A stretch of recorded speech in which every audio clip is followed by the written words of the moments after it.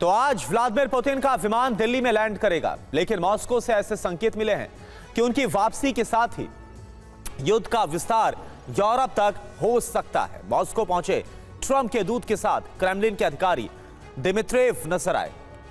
उन्होंने एक ऐसी जैकेट पहन रखी थी जिस पर पुतिन के हस्ताक्षर थे और उसके ऊपर एक खास संदेश था। इसलिए आशंका यह है कि पुतिन सिर्फ भारत यात्रा पूरी होने तक शांत है और उसके बाद यूरोप पर विनाश मंडरा सकता है।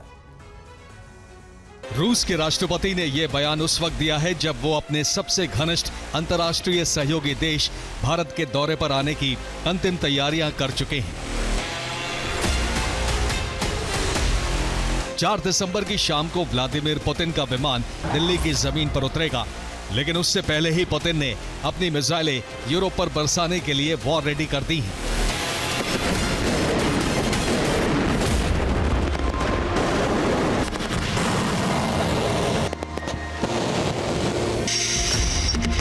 तीन दिसंबर पुतिन के लिए बहुत व्यस्त दिन था।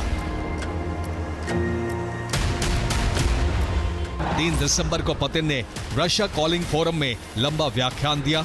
उसके बाद 5 घंटे तक क्रेमलिन में ट्रंप के विशेष दूत स्टीव विटकॉफ से चर्चा की।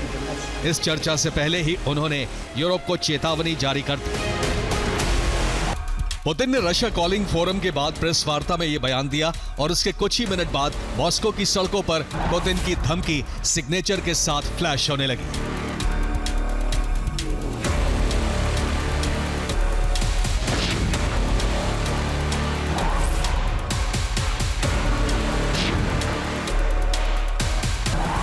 ये मॉस्को की सड़क पर ट्रंप के शांति प्रस्ताव पर मंथन करने वाले 3 चेहरे हैं, किरिल दिमित्रियव, स्टीव विटकॉफ और जेरेड कुशनर। ये तीनों मॉस्को के मिशेलिन स्टार रेस्टोरेंट से डिनर के बाद निकले, लेकिन दिमित्रियव की जैकेट दुनिया भर में हेडलाइन बन गई।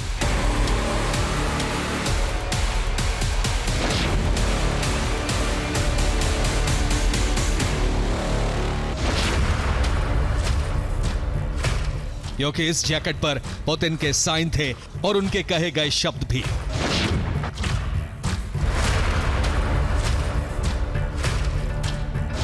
इस जैकेट पर लिखा था, रूस ऐसा देश नहीं जो किसी चीज से डरता हो। नीचे व्लादिमीर पुतिन के हस्ताक्षर नजर आ रहे हैं। दिमित्रियव ने ट्रंप के 2 दूतों के साथ इस जैकेट को पहनकर यूरोप को संदेश दे दिया। इस डिनर के बाद पुतिन के साथ विटकॉफ की बैठक हुई और पुतिन ने अपनी शर्तें साफ कर दी। पुतिन ने यह भी साफ कर दिया है कि यूक्रेन युद्ध को उदाहरण मानकर यूरोप भुलावे में ना रहे। यूरोप पर जब हमले होंगे तो हालात यूक्रेन से एकदम अलग होने वाले हैं।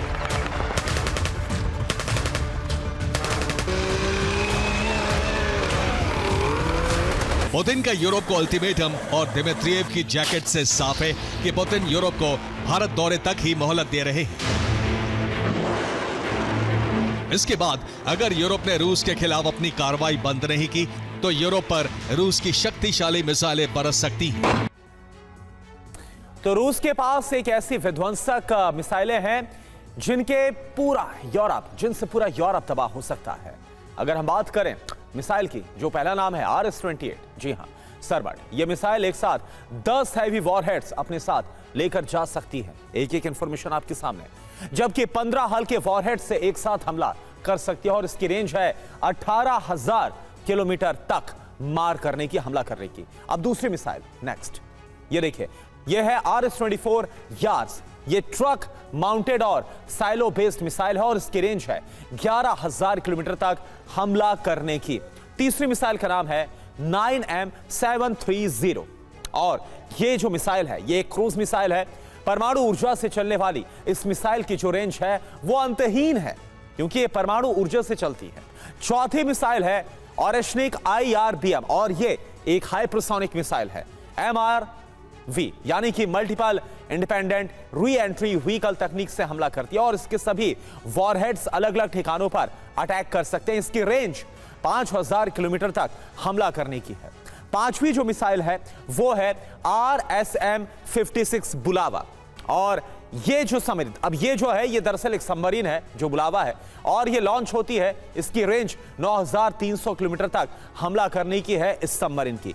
अब छठी मिसाइल जो है वो है RSM-54 सिनेवा और इसे भी सबमरीन से ही लॉन्च किया जाता है। इसकी रेंज है 11500 किलोमीटर तक हमला करने की। आप देखिए, हालांकि रूस के हमलों से नेटो के परमाणु हमले शुरू हो जाएंगे और एक अंतहीन चेन रिएक्शन शुरू हो जाएगा। इस खतरे को अमेरिका बखूबी समझ रहा है।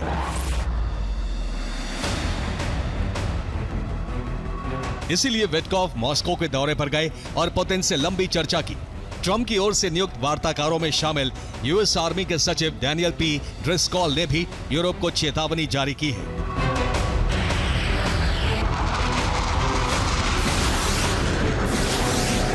ड्रिस्कॉल ने कहा है कि रूस मिसाइलों का बड़ा जखीरा तैयार कर चुका है। जून 2025 तक रूसी इंडस्ट्री में सालाना 2900 क्रूज और बैलिस्टिक मिसाइलों का प्रोडक्शन हो रहा था।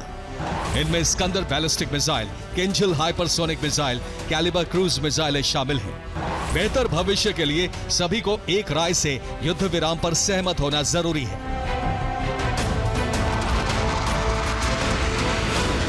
पुतिन युद्ध की निर्णायक तैयारी पूरी कर चुके हैं। अगर जरूरत पड़ी तो वो आर पार के लिए तैयार हैं, क्योंकि सीक्रेट रिपोर्ट यह है कि यूक्रेन की जंग में यूरोप के देश चोरी छिपे शामिल हो रहे हैं। रूसी फॉरेन इंटेलिजेंस सर्विस SVR की रिपोर्ट है कि फ्रांस यूक्रेन में कोवर्ट ऑपरेशन की तैयारी कर रहा है। फ्रांस की फौज को यूक्रेन युद्ध में शामिल किया जा सकता है। रूस ने कहा है कि अगर फ्रांसीसी फौज युद्ध में शामिल हुई तो फ्रांस उसका वैध टारगेट होगा।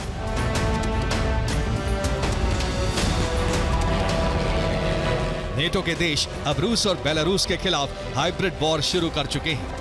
बेलारूस ने कहा है कि लिथुआनिया ने उसकी वायु क्षेत्र का उल्लंघन किया है।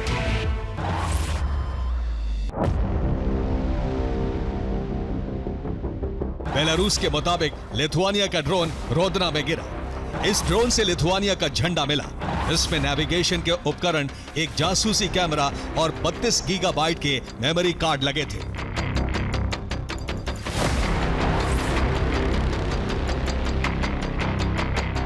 हालांकि लिथुआनिया के ड्रोन बेलारूस पहुंचने से पहले विल्नियस में बेलारूस की सीमा से ड्रोन पहुंचते रहे।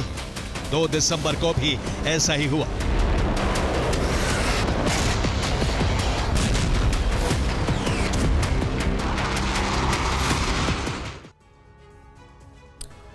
दो दिसंबर को विलियंस एयरपोर्ट पर बलून्स देखे गए थे। दावा इस बात का है कि ये बलून बेलारूस की सीमा से आए थे और इसके बाद विलियंस में उड़ानों पर रोक लगा दी गई। बलून्स के कारण 11 घंटे तक उड़ान सेवाएं बाधित रहीं। इससे पहले 30 नवंबर को विलियंस एयरपोर्ट पर बलून आए थे। आप देखिए,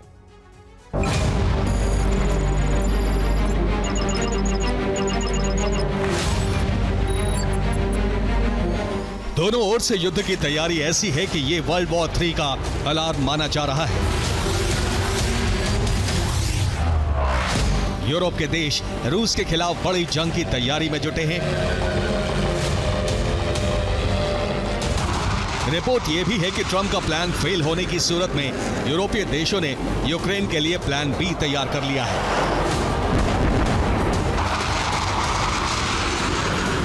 अगर रूस युद्ध विराम पर सहमत नहीं होता है तो यूक्रेन को ज्यादा हथियार दिए जाएंगे।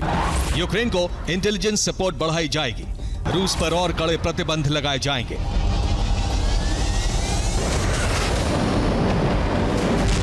अगर यूरोप का प्लान बी लागू होता है तो इससे जंग और भड़केगी।